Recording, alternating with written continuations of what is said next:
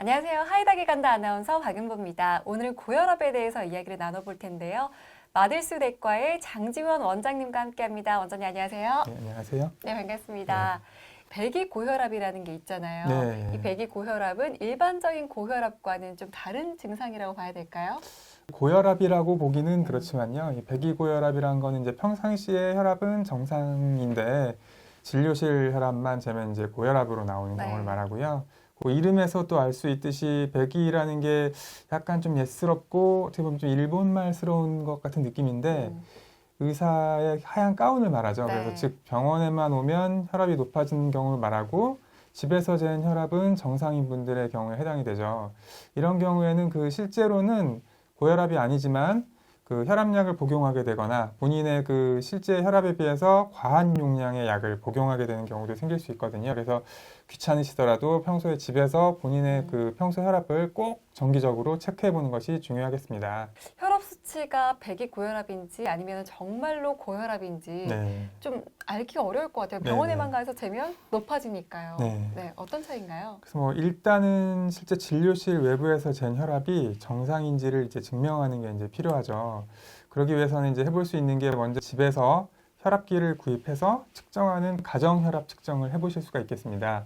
집에서 혈압을 잴 때는요, 식탁에 앉은 자세처럼 우리 심장하고 혈압기 감는 이 커프라고 하죠. 커프가 비슷한 높이로 놓고 바르고 편한 자세로 이게 재셔야 되고요. 만약에 누워서 재거나 기대 앉아서 재거나 뭐 그러면 실제 혈압과 차이가 날 수 있기 때문에 항상 재실 때는 바른 자세로 재는 게 중요하고, 혈압은 또 언제 재는 게 좋냐고 물어보시는 분들이 흔히 많은데 혈압 재는 시간은 꼭 정해진 건 아니고요. 그 자주 잴수록 좋다. 자주 재서 이제 본인의 평균 혈압을 아셔야 되는데, 이게 그래서 권장드리기로는 오전에 일어나서 소변 보고 나서 한번 재고, 또 오전 중에 한번 재시고, 또 오후에 재고, 저녁에 재고, 하루 한 4번 정도 오전 오후 재시는 걸 권장을 하는데요. 이것도 사실은 우리가 일상생활 하시면서 4번씩 챙겨가지고 혈압 재는 게 이게 쉬운 일은 아니죠. 그래서 가능한 그래도 여러 번 측정해가지고 보면은 평균적으로 이제 본인의 혈압을 아실 수가 있고, 또 본인 혈압이 또 오전에 높은지 아니면 저녁에 높아지는지 본인만의 또 패턴이 있을 수 있거든요. 그런 패턴도 알 수가 있고, 진료하러 가실 때도 그 혈압 잰 기록 같은 걸 가지고 뭐 핸드폰 같은 데 저장하셔도 되고 뭐 종이에 적어도 되고 가지고 가시면 진료하고 혈압약 조절할 때도 이제 큰 도움이 되거든요. 그래서 저는 항상 환자분들한테 가정 혈압을 재는 거를 꼭 권장해 드리는 편입니다. 그 외에 이제 병원에서는 24시간 활동 혈압 검사를 해볼 수가 있는데, 이거는 병원에서 혈압계를 하나 달고 집에 가시는 거예요. 그러면은 기계가 혈압을 그 시간마다 측정을 해주거든요. 그래서 다음날 병원에 오시면 결과를 뽑아가지고 평균 혈압이 어느 정도인지, 낮에 혈압은 어느 정도인지, 뭐 주무실 때 혈압은 어느 정도인지 볼 수가 있는 거고요.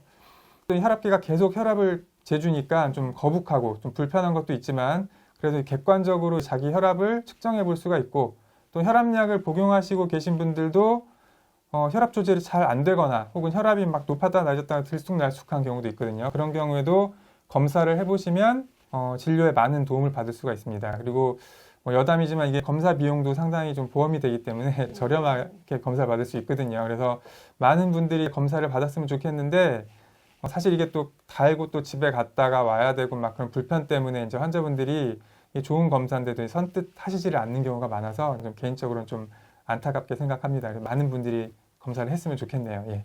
네, 그럼 배기고혈압이 있는 사람은 실제로 고혈압으로 진행될 가능성이 높을까요? 실제로 이제 혈압으로 진행하는지는 좀 불분명하지만, 뭐 나이를 먹을수록 일반적으로 또 혈압으로 진행하는 경우가 많겠고, 임상 연구에서도 이제 배기고혈압이 있는 분들이 없는 분들에 비해서 뇌혈관 질환이 발생하는 경향성이 이제 늘어나게 되고, 심혈관 질환 발생 확률하고 사망률 같은 게 높아지는 걸로 나타난 바가 있어서, 항상 이제 본인의 혈압에 대해서 경각심을 갖고 집에다 혈압기를 하나 사셔가지고 정기적으로 본인 혈압을 재보고 또 모니터링 하면서 다른 검진 같은 거 이제 받으시면서 혈압과 관련된 합병증 같은 게 실제 생겨 있는지 뭐 그런 거 없는지는 꼭 살피시는 게 반드시 필요하다고 생각합니다. 예.